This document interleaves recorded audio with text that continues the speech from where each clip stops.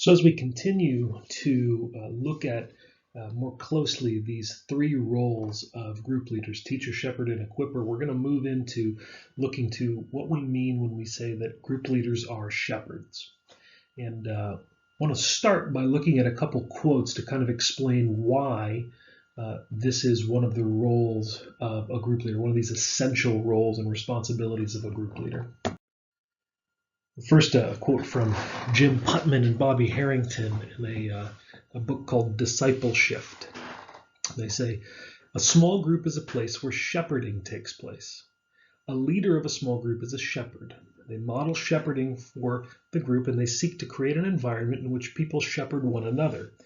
In the end, they seek to teach the group's members to become shepherds themselves in their families and in future groups they may lead. So that kind of summarizes well this idea that group leaders are responsible at some level for the spiritual and pastoral care of the people in their group. This is reinforced by two quotes from Tim Keller in an article that he wrote. He says, the larger the church, the more the basic pastoral ministries such as hospital visits, discipling, oversight of Christian growth, and counseling is done by lay leaders rather than by the professional ministers. This is just a reality of numbers, right? The smaller the church is, the more that the staff can do. The bigger the church is, the more work there is, and so the staff can do a smaller percentage of it. And so we need lay leaders to take on some of those roles. And another quote, same idea. The larger the church, the smaller the basic pastoral span of care. In smaller churches, classes and groups can be larger because virtually everyone in the church is cared for directly by full-time trained ministry staff, each of whom can care for 50 to 200 people. In larger churches, however, the internal groupings need to be smaller because the people are cared for by lay shepherds, each of whom can care for 10 to 20 people if given proper supervision and support. Thus, in a larger church, the more small groups you have per 100 people in attendance, the better cared for people are. And so in that regard, as we look at the role of a group leader as a shepherd, it's because our groups exist in part to be an environment in which people can give and receive spiritual and pastoral care, in which they can be shepherded and shepherd one another. And so that's why one of your roles as a leader is to be a spiritual shepherd. Now, like the role of teacher, the role of shepherd is liable to be misunderstood. So we want to talk through what that looks like. So first, I want to start with what being a shepherd does not mean. Being a shepherd does not mean that you're the only one doing any shepherding work. Now, when we talk about shepherding, we're just talking about basic spiritual care for people. Includes proactive discipling and spiritual nurture and counseling and so forth. Really just kind of stewarding the spiritual lives of people around you. Being a shepherd as a group leader doesn't mean you're the only one doing it, right? You're not the only one doing the work and everybody else is just receiving what you're doing. Really, we're all to be shepherding and caring for one another. You're just taking the lead in making sure that it's happening and setting the example of it. So you're not the only one doing it. And it also does not mean that you are a therapist, because you're not one, unless, of course, you are professionally trained to be one. But even then, that's not the point of our groups, right? While we do want people to give and receive basic pastoral care and support within these groups, we're not necessarily looking for people to have counseling groups, right? We're not professionally trained for that kind of thing. And so now, certainly there could be somebody who comes into your group and has something absolutely devastating happen, and they need serious support, and you can offer that kind of in a triage way. But depending on the level of urgency may need to elevate that to either to coming and talking to a pastor, or referring the person to a professional counselor. And there's no problem with that. That could be a very healthy thing. But trying not to imitate being a therapist or a counselor. And there's a sense in which we all counsel one another, but there are things that are probably beyond our capacity as group leaders. And so being a shepherd doesn't mean you need to be everybody's counselor in your group. So what does being a shepherd mean? Well, being a shepherd kind of first and foremost means stewarding the spiritual lives of those in your group. As a group leader, you are taking a position of spiritual oversight over people under the ultimate shepherding ministry of the elders. So you're kind of being deputized by the elders to care for a certain group of people within the church, at least for the duration of their time in that group. And so it does mean stewarding their spiritual lives. It doesn't mean that you're fixing everything in your life or you're counseling them on everything in their life, but it means that you are, in a general way, taking ownership for their spiritual care. It means that you are taking the lead in cultivating relationships within the group. Remember, being a shepherd means that you are helping the group grow in its love for one another, being devoted to one another, leading the group into this loving community that is supposed to characterize the church. And so taking the lead in cultivating relationships, partly because it's within those relationships that mutual shepherding and ministry is going to happen. And so the more you find yourself having to do all of the work, the more I think you should realize, boy, if I were to cultivate more of these relationships, then these people could support one another and not be as reliant on me only to provide shepherding care for them. Now, this may mean more intentional communication and time together outside of your regular group time. It may mean that you're not only meeting once or twice a month or once a week or whatever, but that you're spending more time together outside of the group to cultivate those relationships.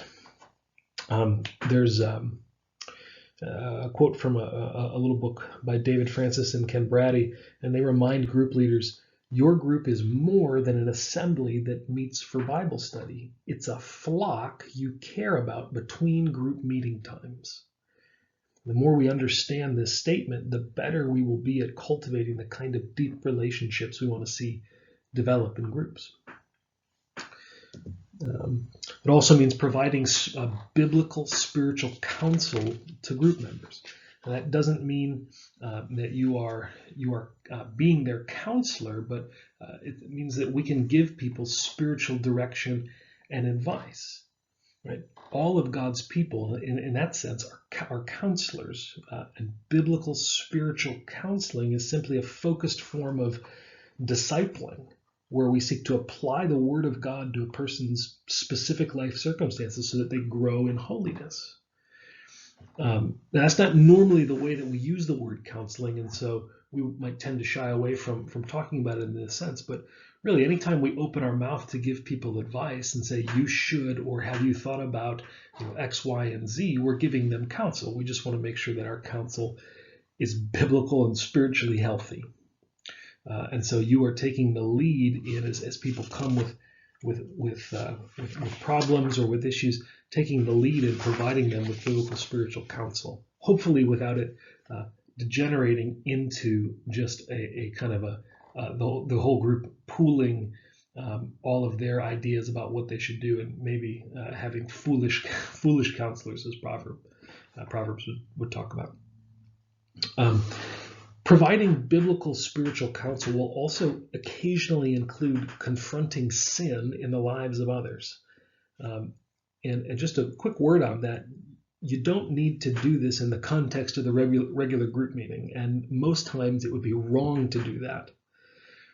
Instead, it would probably be helpful if what you did was, if you noticed something in somebody's life where you say, listen, I need to give you some spiritual counsel on it, and it's going to come in the form of reproof or rebuke, or some admonishment about something going on or something that you're seeing in somebody's life, probably the best thing to do, rather than do it with the rest of the group there, is to take that person aside separately, maybe take them out to coffee or lunch and say, hey, I've noticed this. Can I talk to you about it? And that's one of the ways that we grow in holiness, as we exhort one another.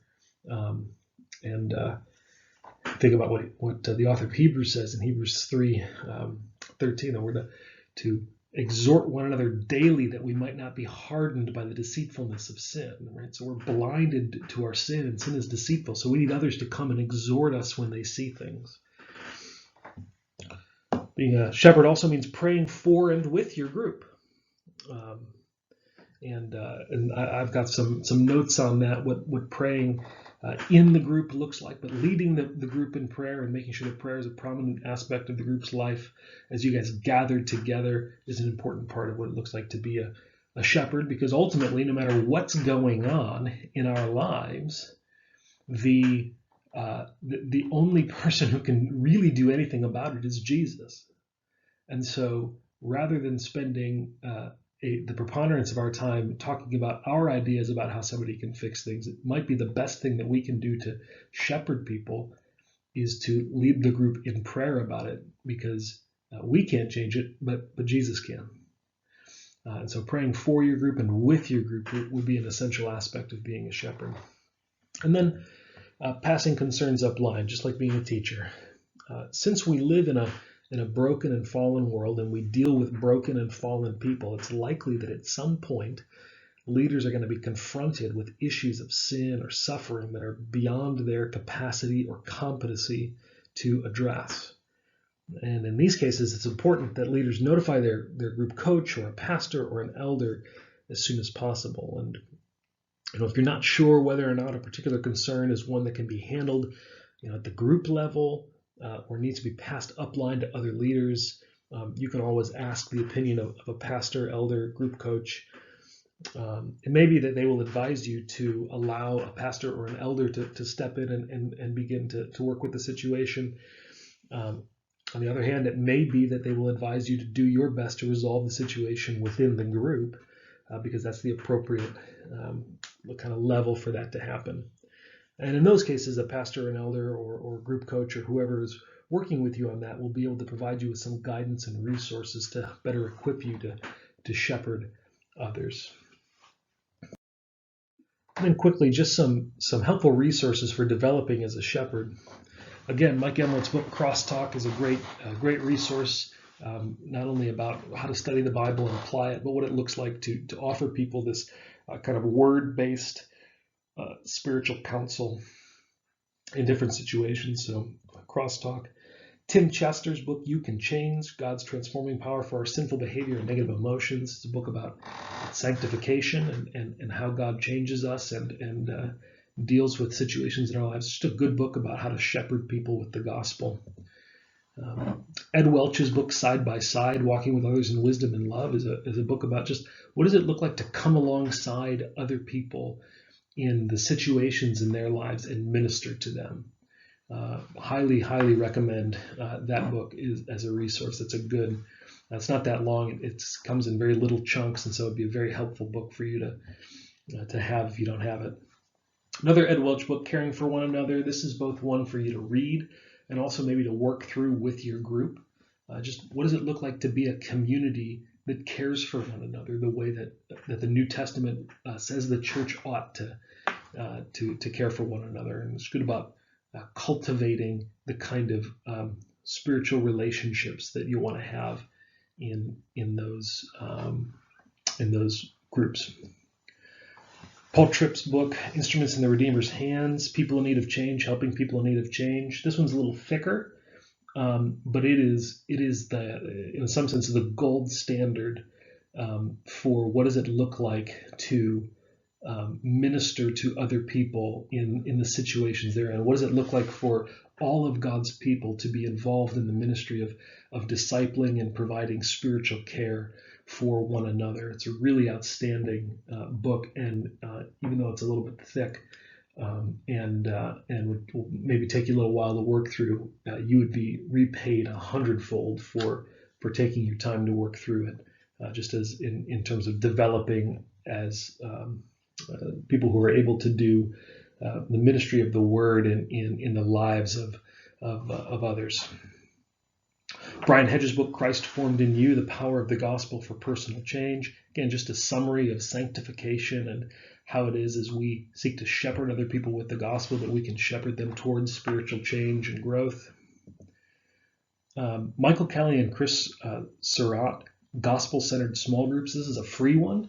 I'll have a link to that on the video and on the outline.